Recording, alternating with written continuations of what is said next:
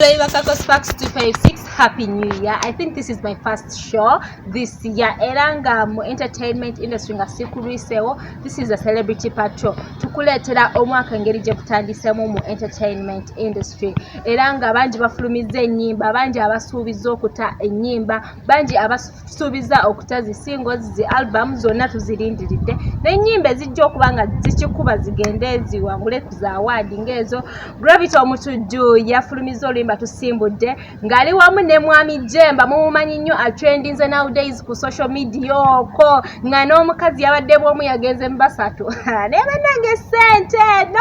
kola sente weyagale wetuva ku Gravity yalutadde guno omwaka nga gutandika Sako ne mwana mwala pia pounds yachukubye guli omwaka yachukubye temuwakana era ne mwaka guno twayingidde n'oluyimba lwayise uba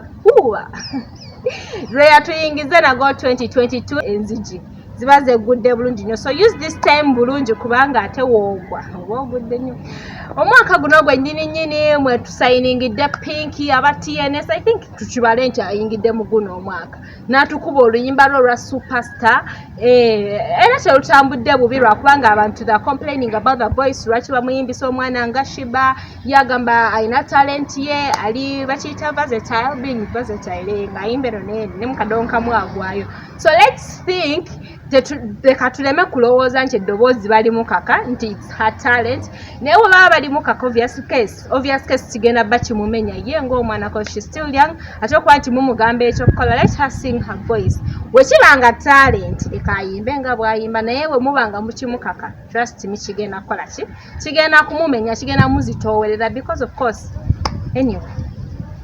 ne Bebe Cool yayingidde omwaka gamugonvugonvu gamulwadde some of the people ne balowooza ayina Omicron abasinga gwe muyita Omicron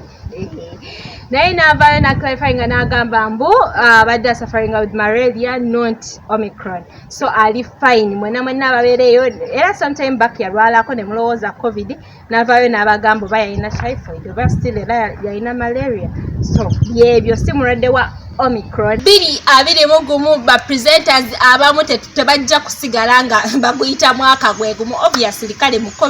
covid wise tabadde mu binyoya so katunyiga nnyo luli eri mu 2020 naye 2021 covid wise tubadde tetuli bubi naye ate bagamba mbu gali manyi gasuuna shows ezimu eza entertainment okuleka nti zakyusibwa obudde UCC abatwalaganya zi media houses ez'enjawulo bo bavayo ne bagamba nti ebigambo ebifuluma mu ba presenters abamu nti tebigira myaka gina engeri abana nti gye baali ewaka so ne basaba aba presenters baneeno oba ne ba producer oba ne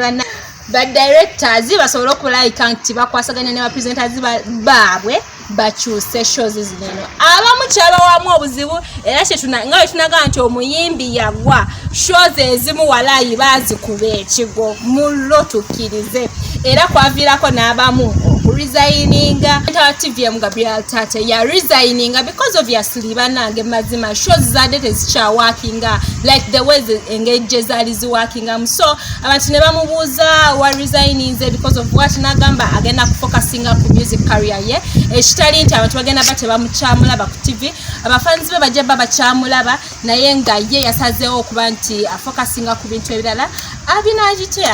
akozeeko kyakoze I believe ku period gye bamuwadde kimu adinzeko something naye nga nkukutuggo mullo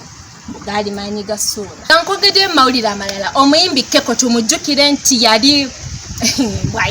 mwaita side eri era nga bamumanyi mumanyi ebiseera bya Keko era naye yakubako n'akuba ne tumutegeera but yazzeemu nari appearinga ku Instagram ye naye engeri gy'afaananamu for the drug analyzers ba-analyzes ne bagamba nti Keko alabika abadde akozesa ebiragalalagala ng'endabika ye era ogiraba tujjukire era mbayi mu 2021 mubaddemu abayimbi abaali tebagala kukkiriza nti bakozesa ebiragalalagala mwe muli Jamie Culture mwe muli Teyebase era nga Teyebase bonna